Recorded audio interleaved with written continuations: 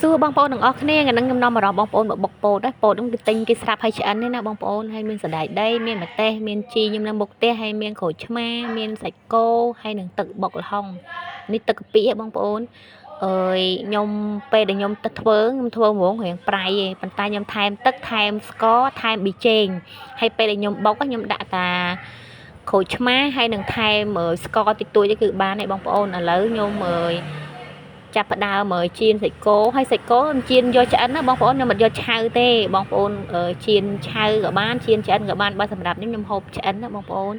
តាំងពីតូចខ្ញុំមិនដែរហូបឆៅបងប្អូនសូម្បីតែកាពឹសគឺខ្ញុំមិនដែរហូបឆៅដែរគឺខ្ញុំហូបឆ្អិនព្រោះឯងខ្ញុំមិនញើដែរបងប្អូនឆៅឃើញបងប្អូនគាត់ហូបឆៅក៏ពិតតំណងតែខ្ញុំអត់ហ៊ានឥឡូវខ្ញុំបានចិត្តពោតហើយបងប្អូនចិត្តពោតហើយសាច់គោក៏បានឆ្អិនហើយឥឡូវខ្ញុំចាប់ផ្ដើមហាន់សាច់គោមុនហាន់សាច់គោបងប្អូនគេថាពោតដែលហាន់ហើយចិត្តហើយគឺថាហូបពោតពីរហ្នឹងហូបអស់ឡើងពាក់ចិត្តពាក់កដាលហើយហូបបដាហូបធ្វើបដាហូបបដាធ្វើបដាហូបបដាហើយម្លោះទៅមុំតែបានបុកហើយគឺថាខ្ញុំភ្លក់ឡើងឆ្អែតហូបពោតផងហូបសាច់គោផងហូបទឹកផងហើយមុំតែបុកពោតខ្ញុំហើយគឺថាចង់ឆ្អែតបាត់ហើយបងប្អូនខ្ញុំបុកពោតបើកូនស្រីបងគាត់ថាម៉ែមិនបុកល្ហុងថាលោកក្រាច់ចាំបុកល្ហុងឲ្យគាត់ឥឡូវចាប់ផ្ដើមបុកម្ទេសបងប្អូនម្ទេសគឺចិត្ត10ប្រាប់ហើយខ្ញុំក៏បានដាក់ខ្ទឹមមកកពឹសខ្ញុំអត់សូវដាក់ខ្ទឹមច្រើនកុំឲ្យវាធំក្លិនមាត់ណាបន្ទាប់ពីបុកម្ទេសមាត់ហើយខ្ញុំក៏ដាក់ទឹកកាពិបុកល្ហុងខ្ញុំដាក់3លាព្រាសិនបើរៀងស្ទើររសជាតិអីខ្ញុំថែមតាមក្រោយអញ្ចឹងណាពេលហើយខ្ញុំក៏ញីខ្ញុំច្របាច់ក្រូចឆ្មាខ្ញុំដាក់ចំនួន1បងប្អូនពេលដែលខ្ញុំបុកនិយាយរួមបុកមកហើយគឺខ្ញុំដាក់ក្រូចឆ្មា1ព្រោះអីក្រូចឆ្មានេះទឹកច្រើនហើយវារៀងធំផងណា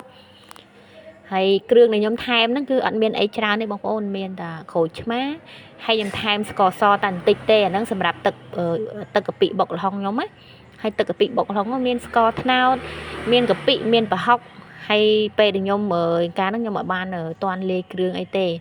តែពេលខ្ញុំភ្លក់ទៅវាប្រៃពេកឥឡូវខ្ញុំថែមបានខ្ញុំដាក់ស្ករប៉ុណ្ណឹងណា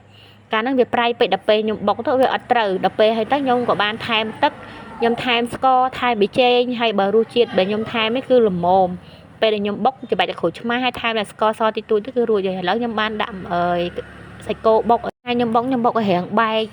បែកសាច់វាយើងបែកស្រួលហូបហើយសាច់គោហ្នឹងបើសិនបងប្អូនមានប្រទេសធំបងប្អូនហាន់ឲ្យប្រទេសរៀងធំមើលទៅឃើញស្អាតសាច់គោរបស់ខ្ញុំនេះទំហំមកប៉ុណ្ណឹងហ្មងហើយអាចធ្វើឲ្យប្រទេសធំបានឥឡូវរៀងស្ទើរក្រូចឆ្មាខ្ញុំក៏ដាក់ក្រូចឆ្មាមួយចំណិតទៀតហើយបងប្អូនហាន់សាច់គោហាន់ទៅតឹងកុំឲ្យហាន់បដោយស្វិតអញ្ចឹងណាពេលដែលខ្ញុំបុកសាច់គោរៀងបែកហើយខ្ញុំក៏បានដាក់ពោតហើយពោតហ្នឹងខ្ញុំអត់បុកដែរបងប្អូនខ្ញុំយកបើអីពោតហ្នឹងតែបុកទៅវាលេះអស់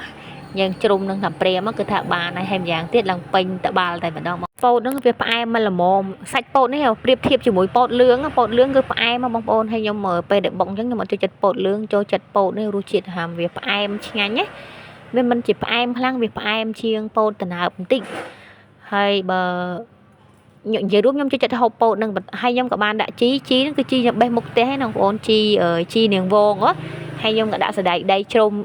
ច្របល់មិនមែនជ្រុំទេដាក់សណ្តែកដីច្របល់តែប៉ុណ្្នឹងទៅគឺថារួចហើយបងប្អូនក្លិនឈ្ងុយរសជាតិក៏ឆ្ងាញ់ហឹលក៏ហឹលទ្រាំតែបានហូបបង្ហាញបងប្អូននឹងគឺថាភ្លក់ក៏ភ្លក់ហូបទឹកក៏ហូបទឹកគឺថាឆ្អែតបានចង់បុកឲ្យអាចបុកបានគឺថាងាយស្រួលមែនតើខ្ញុំទិញឲ្យពោតឆ្អិនស្រាប់មកពិសាបងប្អូននេះបងប្អូនមើលបុកពោតសាច់គោមកបងប្អូនមកពិសាបុកពោតសាច់គោមួយខ្ញុំណារសជាតិដូចបុកល្ហុងអញ្ចឹងឆ្ងាញ់ណាបងប្អូនបុកពោតសាច់គោមួយខ្ញុំណាអត់ទៅឃើញម្ទេសក្រហមហ្មងទេប៉ុន្តែបើរសជាតិវិញហឹលផ្ដាំម្ទេសខ្ញុំដាក់ឲ្យប្រហែលជាជិត10គ្រាប់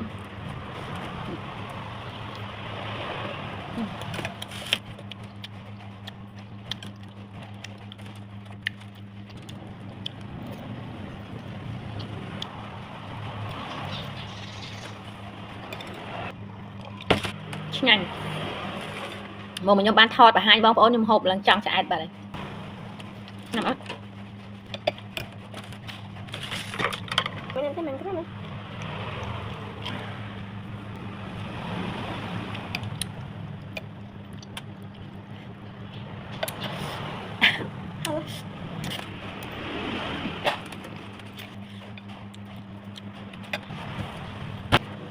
ហូបទឹកឆ្អែតឲ្យបុកល្ហុងម្ដងកូនបងកំងបុកល្ហុងខ្ញុំចង់ហូបបុកពោត hơi mềm tên á bạn bớt hai cái bọc là không chăng ta thành sạch bột hai lái này bây giờ em á việc ai mà đào bột lương này nó bị chật hộp bột này ta vì hơi bột này mà tay chật đọc đó đã hơi bao kì đã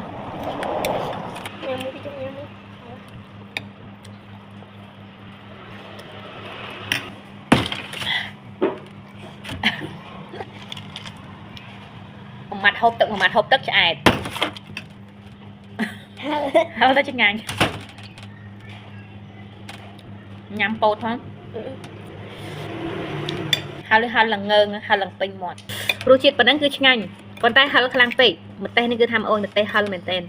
chân video này cả bọc bột tịch cổ của nhóm mình đang đi bọc ôn ở con bọc ôn được ban chuyên mơ video của nhóm chun bộ bọc ôn biên sâu cập hiệp lõ sầm nang lõ cục trong tua xa sẽ đạp bọc ôn mấy mấy trong chuyên chạy sập cái này cho mình để muối follow page mình chui follow account tiktok cho mình để muối phó nó đầm bậy ban hộp mấy khi nhóm mình đến ngay đừng điểm biết chụp video bye bye